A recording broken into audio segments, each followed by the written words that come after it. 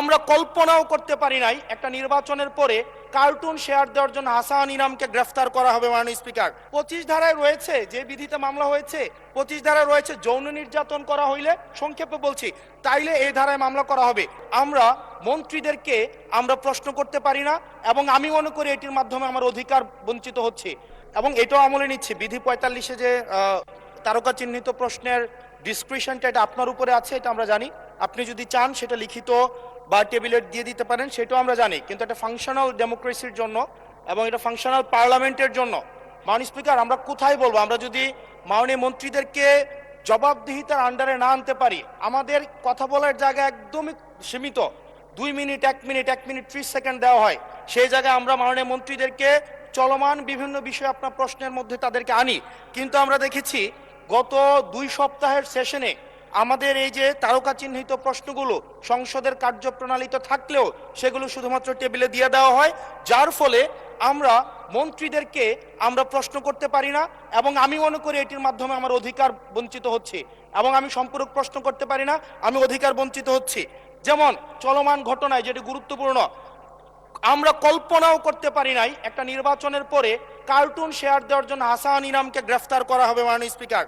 আমরা হাসিনার আমলে দেখেছি কটূক্তি করার জন্য গ্রেফতার করা হয়, কার্টুন শেয়ার করার কারণে আমাদের চিফ হুইপ মহোদয় আমাদেরকে ইনভাইট করেছিলেন এই সংসদে, যে উনি বলেছিলেন তিমির এবং হাঙ্গর, এটা স্যাটায়ার করে বলেছিলেন, এটা আমরাও বুঝেছি, এটা উনিও বুঝেছেন।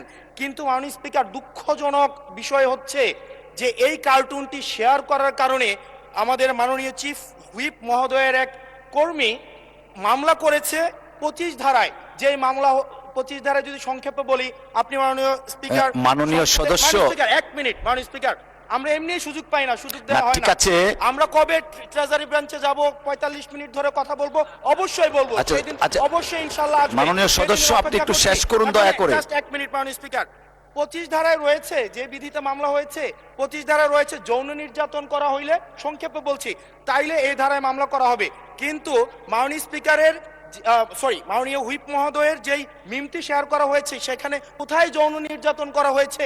এখানে একটা মিম শেয়ার দেওয়া হয়েছে, যেখানে দেওয়া হয়েছে তিমি মাছ সবাইকে সার্ভ করা হচ্ছে।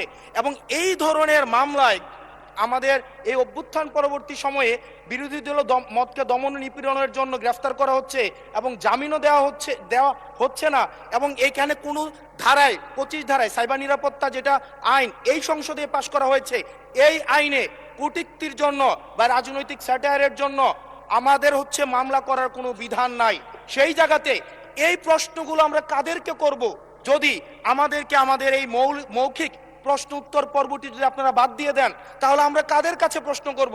এটা একটা মনোলগ সেশন হবে, এখানে সবগুলো স্ক্রিপ্টেড থাকবে, মন্ত্রণালয় থেকে যে উত্তর রেডি করে দিবে সেটাই। আমাদের মন্ত্রীরা কাজ করছেন, পরিশ্রম করছেন, কিন্তু আমাদের সাথে তাদের যে জবাবদিহিতার যে সম্পর্কটা, এই সম্পর্কটা এই সংসদে নিশ্চিত হচ্ছে না। এবং আমি মনে করছি রুলস 163 ও এই বিধি অনুযায়ী আমার অধিকার বঞ্চিত করা হচ্ছে, এবং অতি সত্বর এই যে মৌখিক উত্তরদানের যে কর্মসূচিটি রয়েছে সেটি রুলস অফ প্রসিজারে অন্তর্ভুক্ত করা হোক, যাতে করে আমাদের মাননীয় মন্ত্রীদেরকে আমরা জবাবদিহিতার আন্ডারে আমরা আনতে পারি। ধন্যবাদ মাননীয় স্পিকার।